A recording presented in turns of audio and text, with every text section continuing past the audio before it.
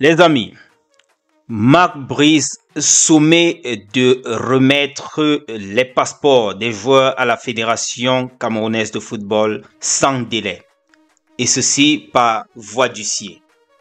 Voici la sommation de restitution de passeports que je m'en vais partager le contenu avec vous très rapidement. À la requête de la Fédération camerounaise de football, en abrégé FECAFOOT, agissant poursuite et diligence de M. Ndjoulan Blaise, son secrétaire général, lequel fait élection de domicile tant au siège de la dite fédération qu'en mon étude au fin du présent exploit et toutes ses suites, j'ai Maître Abdourahmane, huissier de justice près la Cour du Nord et les tribunaux de Garoua, y demeurant et domicilié au quartier Yelwa, immeuble Kelvino Coiffure, BP, je vous épargne de tout ça, sous-signé, dit et déclare à Monsieur Marc Brice, entraîneur sélectionneur de l'équipe nationale de football du Cameroun, les Lions Indomptables, lequel est en séjour à Garoua, ou étant et parlant à sa personne qui reçoit copie du présent exploit et refuse de viser. Je crois très bien, c'est écrit à la main. Il ne saurait nier encore moins disconvenir, sauf mauvaise foi et hérésie de sa part, qu'il détient sans raison ni motif sérieux les passeports de l'ensemble des joueurs de l'équipe nationale du Cameroun.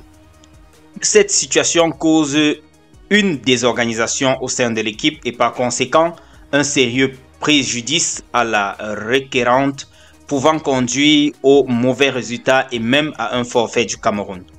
En conséquence, et à même requête, demeure et élection de domicile que ci-dessus, j'ai huissier susdit et sous-signé, étant et parlant comme dessus, fait sommation à M. Marc Brice, entraîneur sélectionneur de l'équipe nationale de football du Cameroun, les Lions Indomptables, d'avoir immédiatement et sans délai à remettre à la requérante, son coordonnateur des sélections nationales du football, M. Angwa Benoît, tous les passeports des joueurs qu'il détient, lui rappelant que faute par lui de se conformer au thème du présent exploit, la FECAFOOT tirera de son refus toutes les conséquences de droit.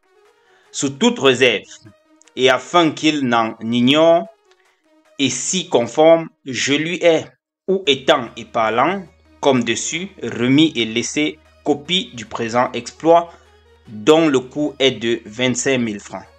Employé pour copie une feuille de papier de la dimension du timbre à 1500 francs, somme inclus dans le coût de l'acte. Huissier Maître Abdourahmane. Les gars, vous comprenez vous-même que la crise ici, ça risque de finir à la CPI. Parce qu'avec l'allure où les choses sont en train d'aller, rien ne nous confirme qu'on pourra même finalement jouer le match de demain.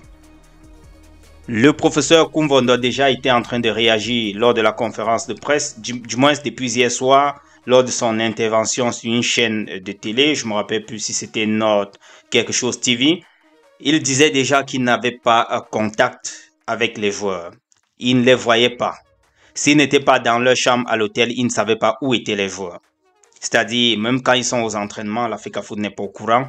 Quand ils reviennent, ce qu'ils mangent, la FECAFOOT n'est pas au courant. Alors qu'ils devaient checker les joueurs, savoir ce qu'ils mangent, comment ils dorment, pour pouvoir se rassurer de leur état de santé parce que c'est leur boulot, c'est leur travail. Mais ils ne le font pas parce qu'ils n'ont pas de contact avec les joueurs. C'est ce qu'ils disaient en tout cas. Je vous rappelle ça comme ça vite fait, n'est-ce pas, de façon globale par rapport à cette interview qu'il a accordée à cette chaîne-là. J'ai aussi suivi quelque part où il parlait de remplissage des fiches, ainsi de suite, les fiches de match et tout ce qui va avec. Et il avait besoin de passeport. Étant donné que la Fédération camerounaise de football ne soit pas encore entrée en contact avec ces passeports-là, vous comprenez naturellement que ça pose problème. Et aussi, parlant de passeport, il y a un second match qui va suivre, le 10 septembre prochain, du côté de, je crois, Kampala, au Zimbabwe. Alors là, il faudrait aussi réserver les hôtels. Je pense que cela a été peut-être déjà fait. Il faudrait réserver les hôtels, il faudrait réserver les billets d'avion, il faut. Et je pense que avoir les documents des joueurs, comme ça a été sûrement d'habitude, c'est nécessaire à la fédération. C'est la fédération qui est celle qui organise toutes ces rencontres-là. Mais j'ai envie de demander ici, pourquoi est-ce que la CAF ne réagit pas? Pourquoi la CAF, la FIFA et tout, ils laissent faire? Pourquoi?